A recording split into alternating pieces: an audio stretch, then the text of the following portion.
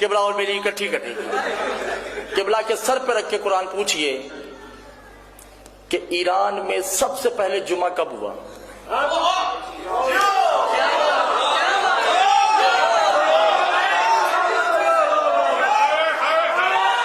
لگا بخاری شاہ جی؟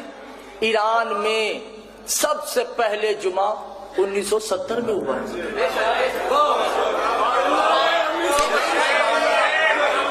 اس سے پہلے جمعہ نہیں ہوتا تھا. عراق میں 1986 میں جمعہ شروع ہوا ہے. اس سے پہلے شیعہ نہیں تھے، یہودی تھے، یا وہ شیعہ علماء جاہل تھے، انہیں نہیں پتا تھا کہ جمعہ کروانا. یا آپ کے بر صغیر اور پاک و ہند میں جمعہ کب شروع ہوا ہے؟ 1756 میں. مولانا دلدار حسین غفران ماں 250 سال پہلے جمعہ شروع ہوا. آگرہ میں بیٹھے ہوئے شہید نور اللہ شوستری نے کہا کہ یہ جمعہ حرام ہے، تو انہیں قتل کروا دیا. آپ نے توجہ نہیں کی. تو کیا پہلے جمعہ نہیں تھا؟ نہ بھائی، جمعہ ہے ہی نہیں. امام آئیں گے تو پڑھا جائے گا.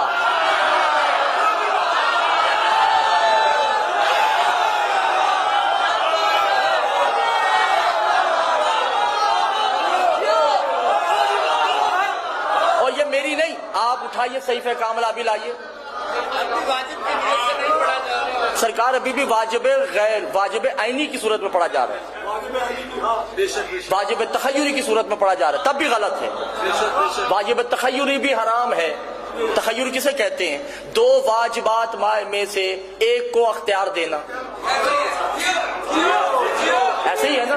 یعنی کہ ظہر پڑھ لو یا جمعہ پڑھ لو، دونوں میں سے ایک کو واجب کلی، ایک کو واجب تخیر سے پڑھا جائے گا. یہ اختیار کس کو ہے سوائے معصوم کے؟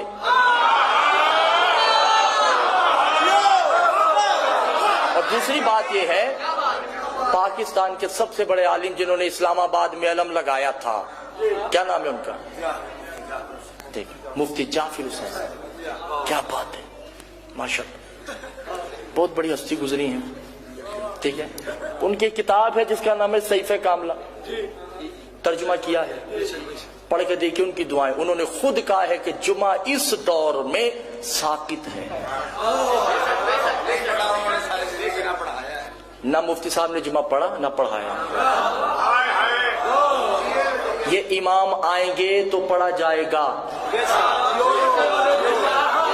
تبھی تو امام زمانہ. توجہ کیجئے گا، جب پہلا خطبہ دیں گے تو کیا کہیں گے؟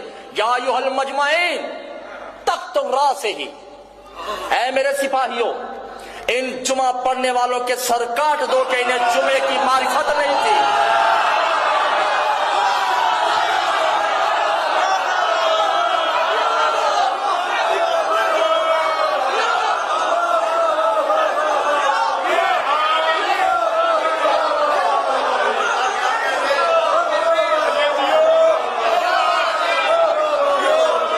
جمعہ نام ہے معصوم کا. اور نہیں شاہ جی، جب جمعہ ہی نہیں ہے تو عیدین کہاں سے آ گئے؟ امام سجاد خود صحیفہ کاملہ میں کہتے ہیں کہ لعنت ان افراد پہ جو جمعہ اور عیدین پڑھتے ہیں اور پڑھاتے ہیں. یہ ہمارا حق تھا، ہمارا حق ہے، ہمارا حق رہے گا. دل چاہیے، یہ ممبر پہ کہنے کے لیے دل چاہیے. توجہ ہے، یہی وجہ ہے.